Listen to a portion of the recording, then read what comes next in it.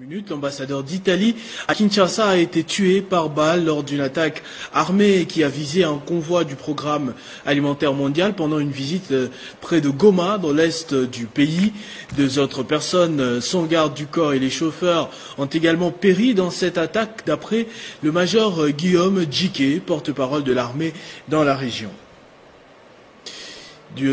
À ce sujet, justement, nous avons joint au téléphone Monsieur Mambo Kawaya, qui est le président de la société civile de Nyiragongo. Il était au téléphone avec notre correspondant dans la région, Pacheco Kafundaba.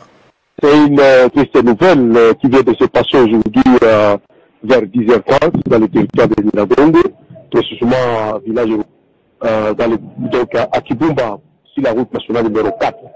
Donc nous venons d'enregistrer vraiment une perte de personnes, c'est-à-dire les véhicules, les LNG PAM, qui quittaient Goma vers je ne sais pas où, est tombé dans une embuscade des ennemis non notamment identifiés, ce qui a causé même la mort du chauffeur sur place, parce qu'il a été logé plusieurs coups de balle, mais aussi nous apprenons aussi la mort d'un blanc qui était le chargé de sécurité de l'ambassadeur italien, mais aussi l'ambassadeur lui-même serait aussi, selon certaines sources sur place, serait aussi touché par balle, mais aussi d'autres otages qui viennent d'être récupérés grâce à la bravoure et la coalition FARDC avec les éco-gardes qui ont quand même poursuivi les ennemis jusqu'à récupérer les otages entre leurs mains.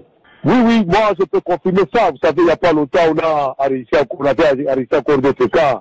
Par exemple, celui de l'embuscade tandis contre les touristes britanniques, deux touristes qui étaient cambriolés et puis capturés, amenés dans le parc national de Virunga.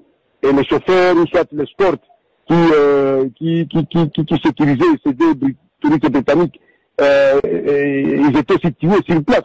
Donc, dernièrement ici, vers la fin de l'année 2020, je crois c'était le mois de décembre, on avait aussi enregistré encore 3 cas de tuerie de les militaires FARDC qui étaient tendus aussi en embuscade, dans une embuscade des ennemis, malheureusement, qui étaient lourdement armés et avaient fait une perte du côté FARDC, dont un capitaine avait perdu sa vie.